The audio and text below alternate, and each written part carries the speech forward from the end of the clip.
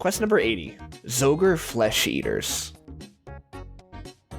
We find an encampment of ogres with some zombified corpses held behind a barricade. I think they're dancing? We talk to the chieftain nearby, Grish. He refers to the zombies as Zogres, or zombie ogres. In his own way, he says they were his old friends who were buried in Jigig, but have been reanimated and are dancing outside their tomb. He says their disease is contagious. If they hurt you, you become infected. We offer to help. He asks us to find out where the sickness came from and find out how to deal with them. He gives us some cooked chompy and super restores. We talk with the guard near the barricade and ask him to open it for us.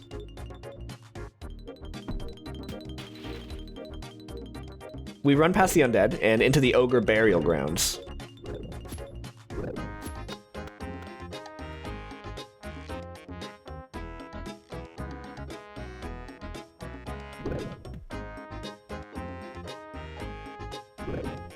Deep in the cave, we find a human skeleton that comes to life when we touch it. We put it down and find a backpack. The skeleton appears to have been blasted by an explosion before we got here, coming from the nearby coffin. We pick the crude lock on the coffin with a knife and open it, finding a black prism inside. We look at the skeleton's backpack. It has the name B. Vaughn on it. In the backpack, we find a tankard with the insignia of the Dragon Inn in Yaneel. We go to the Dragon Inn and speak with the bartender. He identifies the mug and says it was Brentel Vaughn's. He's a regular here, but hasn't come in for a while. Brentel was speaking with a shifty-looking wizard that he didn't recognize. We tell him that we believe Brentel has been murdered. He says he'll help us find the culprit, if he can. We take the prism into the Mages Guild and show it to Zavistic Rarv. He says the Black Prism is a very powerful component for necromantic spells. He says it's useless on its own, though. We should go back to look for more clues. We go back to the skeleton and find a lectern with a piece of paper. The paper has scribblings about raising the dead for all time and a guild emblem. We take this to Zavistic and he realizes that one of their wizards is practicing necromancy. While studying the art is fine, practicing it is forbidden. We ask him who could be responsible. He says Sithic Ince is a wizard researching necromancy. He says he's currently ill and bedridden in his house nearby. We barge into Sithic's room and talk to him. We ask him if we could look around. He says he does mind, but we do it anyway. We find a book on necromancy and a book on portraiture, along with charcoal and papyrus. The book says in order to make a portrait, simply use a piece of papyrus on the subject. We do, and Sithic says he likes the honesty of the work. We also find a book on ham, written by the Humans Against Monsters leader, Johannes Ulbrecht. We take the portrait to the barkeep and he identifies Sithic as the wizard that Brentel was speaking with. He signs the portrait stating such. We take all the evidence to Zavistic. He says we need more, and to get it, we're going to use a truth serum on Sithic. We pour it in his tea, then leave the room. When we come back, Sithic has been transformed into an ogre. We tell him the potion will wear off once he comes clean.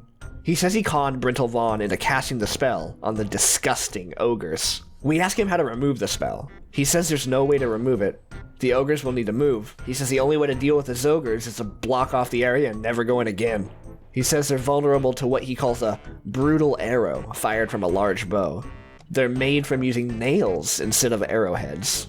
Lastly, he says that the only cure he's found for the disease is mixing specific jungle herbs. We return to Grish and tell him what we've learned. He says they can get a new burial area, but they'll first need the artifact found in the deepest parts of Jigig. He hands me a key. We tell him about the brutal arrows. He teaches us how to make an ogre compound bow out of achy logs and wolf bones. We tell him about the cure. He says if we give a cure to Uglugnar, he'd be able to create more, as he's an expert herbalist. We do that first, mixing a rogue's purse in water, then adding a snakeweed, creating a Relisum's balm. We hand it to Uglugnar. He opens a shop to us and we buy more. We then find a wolf and kill it for its bones. We chop down an achy tree and repeat Grish's method of making a compound bow. Next, we chop down more achy trees and make some arrow shafts. Then attach flights to them and hammer nails into them, making mithril brutal arrows. With our new equipment and protection, we head into the deepest parts of Jigig. We find the artifacts that Grish was needing. We take them, but their guardian Slashbash attacks us. We kill him with our brutal arrows and take the artifact, and a lot of bones. We give Grish the artifact. Quest complete. After the quest, we have a choice to give the Black Prism to Zavistic Rars or Yanni Salika, the antique collector in Shiloh Village. I sold to Zavistic for 2,000 gold. Quest number 81, The Lost Tribe. In Lumbridge Castle, the Duke has a new advisor named Sigmund. We ask him for quests. He He tells us recently there was some damage done in the cellar, and he wants us to investigate it. He believes it was a monster. He recommends we speak with some of the townspeople. We talk with a few people, but they don't know what happened. Hans, however, was able to see a creature dart into a hole in the wall just after he heard a noise from the cellar. He says it looked like a goblin, but not exactly. This one had large eyes and no armor, instead having a helmet with a light on it. He says the hole in the wall got blocked up by the time he got the Duke to look into it. We tell the Duke and recommend to investigate. Sigmund seems to be very worried about goblin invasions and tells the Duke to listen to us. We go into the cellar and find the damaged wall. We mine into the rubble and find a large tunnel.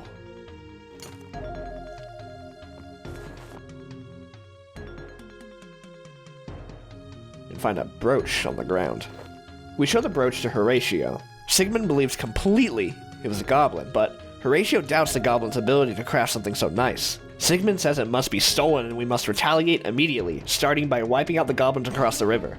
Horatio says he won't commit troops until he has proof. He asks us to speak with Reldo, the librarian in Varrock, to learn more about the brooch. Reldo says he has a book of ancient goblin tribes and recommend we find it and read it. We find a history of the goblin race. It reads that the goblins were created by a war god in order to wage war against the other gods, but goblins never refer to the god by name. Also, goblins may have been fighting each other under different gods. Ancient goblin armor is much more well crafted than the ones used today. The ancient armors have symbols on them, and the author has been able to identify 12 tribes and their symbols. They go on to report that the goblins of today have mostly forgotten about their heritage as far as the tribes go, save for a few generals. The Dorgashun, or Goblins of the Strong Spears, use the same insignia found on the brooch. We go to the goblin village north of Falador. We ask the generals if they've ever heard of the Dorgashun. They say that according to an old goblin legend, they are a lost tribe. The Dorgashun were sent to fight dwarves or elves back during the God Wars, but they refused or fled. So their god punished them by sealing them in a cave. We tell them we think we found them. The generals teach us the goblin victory dance and the goblin greeting used in ancient times. We return to the Duke and tell him about the underground tribe. Sigmund calls for war and Horatio starts to agree. Horatio asks us to find more about the tribe. We head into the cave and see a fork in the tunnel. Nearby is a rock with a symbol on it, matching the Ekalashun tribe, or Goblins of the East. We go through the eastern path and another fork, this one with a symbol of the Goblins of the North.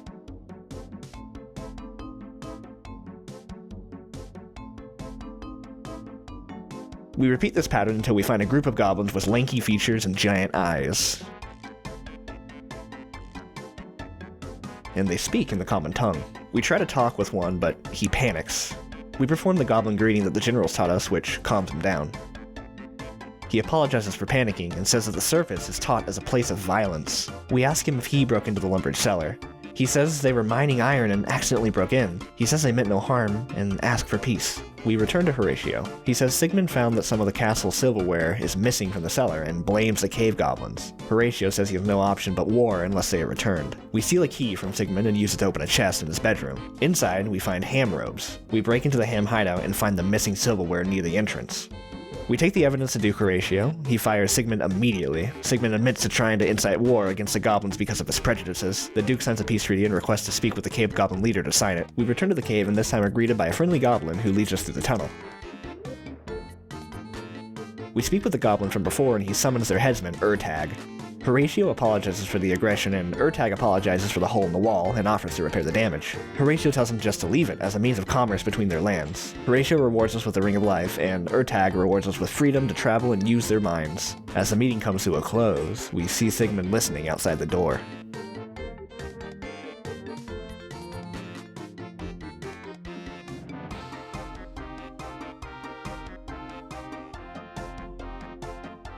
Quest complete. Quest number 82, the Giant Dwarf. If you remember a few episodes ago, we were involved in the destruction of an ancient dwarven statue. At the time, we were too busy digging for gold to be bothered in helping make a new statue. Now, we return to Commander Veldaban of the Black Guard. He tells us to speak with a local sculptor and help him build a new statue. We speak with Blazadar, the sculptor. He says the Consultorium has commissioned him to rebuild the statue exactly as it was. However, he has no reference to go off of. He says he needs a pair of the most exquisite boots that we could find, clothes that look like the same the king wore, and most importantly, we need the king's battle axe, which he thinks still exists. We enter the consultorium and speak with a tailor named Ramundi. She says she doesn't remember what the clothes look like, but the librarian should know. She says if we bring her the design, she can make them for us. We speak with the librarian. He says there should be a book with the exact details here. We find it and bring it to Ramundi. She says unfortunately she has run out of fuel for her spinning machine. We fuel it and light it for her, and then buy the clothes for 200 gold. Next, we go to the sword shop and speak with Santiri, the owner. We tell him we're looking for the king's axe. He says it's been in his family's care for generations since it was recovered by his great-grandfather on the riverbank downstream from the city. He says unfortunately the blade is completely rusted away and the sapphires that were affixed to it are gone. We offer to repair the axe. He says we could probably affix new sapphires, but the blade can only be made from a master smith of the Mkando dwarves. We tell him we know one and offer to bring it to him. He happily accepts and gives us the axe. We meet Thurgo again and ask if he'll repair the ancient axe. He remembers how good we are at making red berry pies and happily accepts. We give him the axe and an iron bar. He fixes it up for us and we affix the sapphires. We talk to the armorsmith and ask him about some. He says he just sold his last pair of fancy boots to a man named Dromund. In a house, there's a man walking around a room in a circle with 2 individual boots on different tables. We talk with Dromund. He says he's keeping them on display. We ask if he'll sell them, but he says he won't. We steal one, easy enough, but the second one is guarded by a cat, so we head outside and telegraph it from the window. We return to the sculptor and get the model of the equipment. Now all the sculptor says he needs is a reference for the head. He says the consultorium wants one of their leaders as the reference. He asks us to go to them and see if they made a decision on who it should be. We talk to one of the secretaries inside the consultorium and are denied the option to speak with the director of the Blue Opal without first proving ourselves. We ask how to prove ourselves, and the secretary tells us they have jobs for us to do. The first job is to get 5 tin ore. Instead, I decided to get a bunch of ores and put them in the bank so we can deliver them as they're ordered. 5 pieces of gold, 4 pieces of silver, 5 pieces of clay, 3 pieces of mithril. After that, he lets us speak with the director. We tell the director the sculptor sent us. He explains that the director of the Red Axe came up with the idea to have his head on the statue instead of the king, and the others are all voting for themselves. We tell the Opal director we would vote for him. He says we need to be part of their company first. We ask to join, but he says we must prove ourselves first by completing orders for him personally. He asks for bars instead of ores, so we use superheat to make whatever he wants. 2 bronze bars, 2 steel bars, and he asks us to join the company. He invites us to a consultorium meeting to support him as the head of the statue. We report back to Commander Veldeman, who leads us to the meeting. The Red Axe commander says they are the wealthiest and strongest company, so there should be no debate. The White Chisel says that Dondikin's access to the gold rock has brought doubts to the Red Axe's wealth superiority, as the influx of gold will likely change the economy drastically. They offer to pick at random, but the Red Axe demands to be the head. At this point, we come in with Veldeman vouching for the Blue Opal.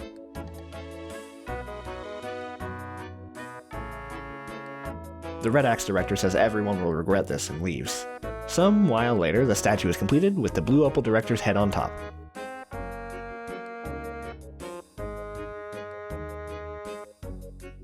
Quest complete. The first mini-quest in 3 years. Enter the Abyss. On the edge of the wilderness, at the end of the River Lum, is a Zamorakian mage. He sells runes. We attempt to talk with him, but he tells us to speak with him in the Zamorakian Temple of Varrock. We find him there and ask him where he gets his supply of runes from. He says the Zamorakians have a secret way of making runes. We tell him we already know how, and he's taken aback by this. And he asks why the Saradominus allow us into the Essence Mine. He says ever since Zamorakians have been blamed for the destruction of the Wizard's Tower a century ago, they have refused to share information with them. They've had to get by in plundering rune essence in small samples. He explains that the Saradominus and Zamorakians exist in a cold war, both sides fearing the other getting too much power, and also open warfare for the worry of alerting Gothics and other beings. He explains that since Saradominus have unlocked the secrets of accessing the Essence Mine, there's an imbalance that needs to be corrected. He asks us to get the Zamorakians access to the Rune Essence Mine. In return, he will give us all the research they have gathered in runecrafting. We agree to help. He says all we need to do is give him the spell from the Saradominus. We tell him we don't know it. Other people use the spell on us to teleport us to the Essence Mine. He hands us a scrying orb and tells us to have those people teleport us, and he'll learn the spell that way. He says he needs us to be teleported from 3 separate locations. We start with the Mages Guild in Yanil, then Wizard Cromperty in Ardoyan, before returning to Varrock and having Aubrey teleport us. We give the orb back to the mage and he gives us 1,000 gold. He also gives us a rune pouch that holds 3 essence, and finally he tells us that he'll teleport us to the Abyss from the wilderness whenever we ask. Mini quest complete. Quest number 83, Recruitment Drive. Before we start the quest, we need to get a makeover real quick.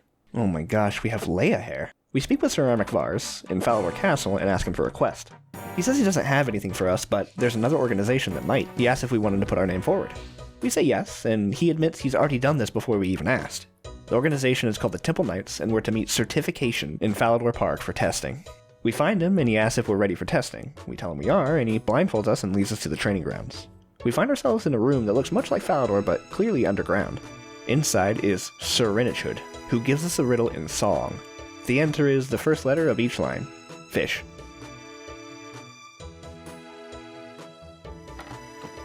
In the next room we find Sir Quamference. He says our task is to defeat Sir Lay, who has been blessed by Saradomin to be undefeatable by any man. We, as a strong woman, punch his lights out. We proceed on through a portal and find a room of silver, bronze, and gold statues. Lady Table tells us to look at the statues as one is going to be added and we're to select the new one.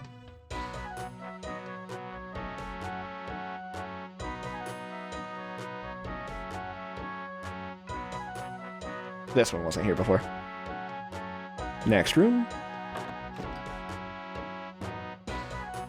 Suspicious tells us to bring all 3 objects in this room to the other side of the bridge. The catch is, the bridge is too old and fragile to carry more than one, and the fox wants to eat the chicken wants to eat the grain. If we leave them alone with one of those, then we fail. We start by taking the chicken across, going back for the fox, bringing the chicken back, then bringing the grain, and finally the chicken once more.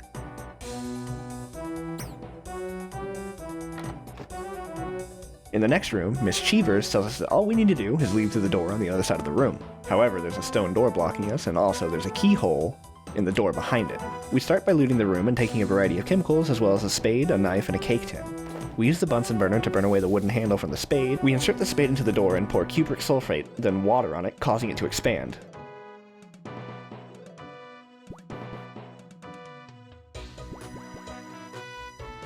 We open the door and now can clearly see the locked wooden door behind it. Next, we fill the cake tin with gypsum and mix water with it to create a mold using the key attached to the chain.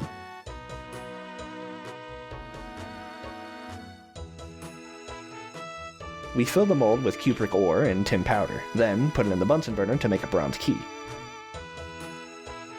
We wedge it out using a knife, and then we use it to open the door and move on to the next room.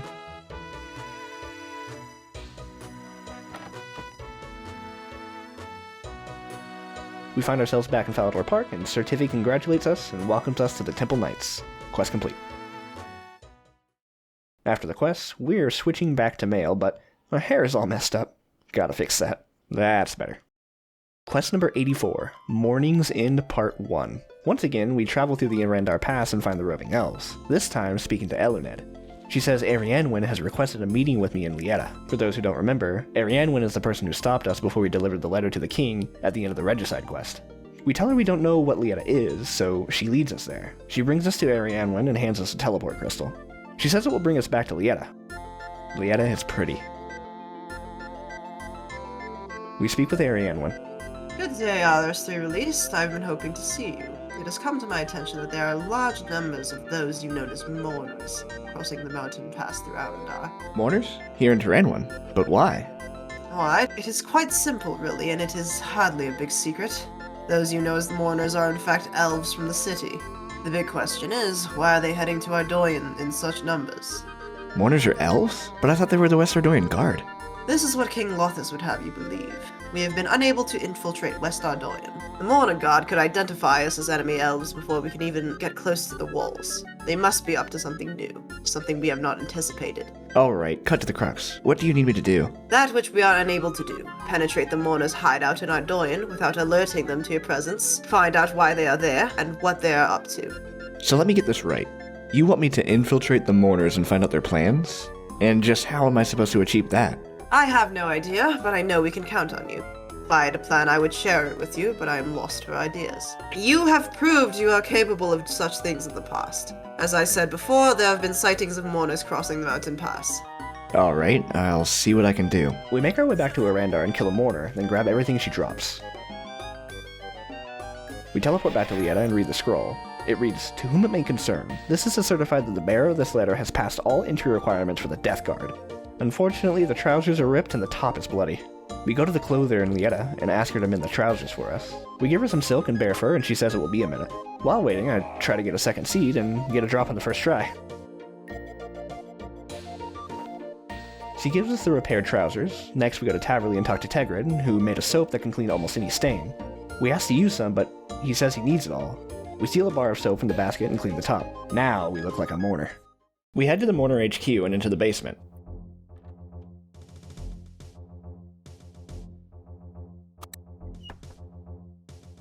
We speak with the head mourner, who thinks we're a new recruit. We give him the letter that we found in the elf we killed, and he welcomes us to the Death Guard. We ask why we keep people believing in the plague. He explains that the original aim was to secure a foothold in Ardoyan in preparation for his arrival. They duped the king into thinking Ipan was a large threat and allowed them to set up here. They also convinced the king that he would help him dispose of Camelot. The plague part was thought up by King Lothus in order to build the wall. He says they made a discovery here, but won't tell us what it is yet. Our first assignment is to keep rumors of the plague active. One method of doing that is dyeing the sheep around the countryside various colors. He asks us to re-dye the sheep. He says they use a gnomish device that fires paintballs, however, that device is broken, and they're out of paintballs. We ask to see the device, he gives it to us and says the inventor is here too, but isn't being helpful in fixing it. We find the gnome being tortured in the next room. We ask him to help us fix the device, and he refuses. He says he's gone through all sorts of torture, and he won't crack. Then he accidentally lets slip that he's craving Toad Crunchies and hates getting his feet tickled. We hold Toad Crunchies over his mouth and threaten to tickle him. Who wrote this? He finally breaks and says he can fix the device with some magic logs. We set him loose and give him all the objects, and he repairs the device. Next, we need to get paintballs. We go to the clothes shop in Lieta and purchase 3 of each dye. We then head down to Feldab Hills and get some swamp toads using Rancet's bellows. This time, we fill them with dye instead of swamp gas. We get 3 of each color of toad and go to the Ardoyan countryside. We equip the device and load it with a green toad and find the sheep to fire at. This is what the UI looks like. It's very bad. Second try, we get the green ones. Second try on the red. Yellow first try. Easy. After dyeing all the sheep, we return to the head mourner, and our next task is to make people fall victim to the plague. He says some time ago someone poisoned their food and it resulted in the same symptoms as the plague. This was us, by the way. He says if we can find out what poisoned them, we can use it to do the same thing to the townspeople, as they have control over the food in the town, so we can poison all of it. We go to our friend Elena and catch her up on all the things that happened since we last talked to her. The last time we talked to her was right before we told the king that we knew the plague was a hoax. It's a lot of dialogue.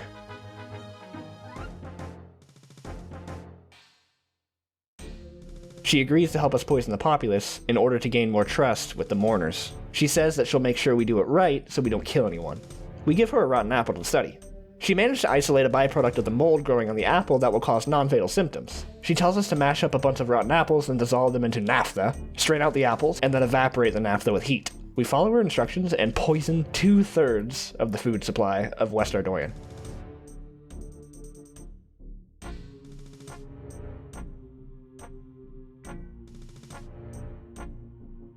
We tell the head mourner we've done as he's asked, and he tells us what they've discovered. They've been using the people they take from the city as slaves to dig down beneath it, and have broken into caverns filled with beasts. They found a book revealing there's a temple built by early elven settlers constructed around an altar of unknown origin. And the altar will provide the Death Guard access to very powerful magics. They want to get access to the altar to speed up their process in summoning the Dark Lord. He says the next task will have to wait until the door to the excavation site is unlocked. Quest complete. And this marks the end of episode 13. Thanks for watching. We get a new skill in the next episode, so a whole new plethora of content is unlocked for us. Thanks again, and I'll see you next time.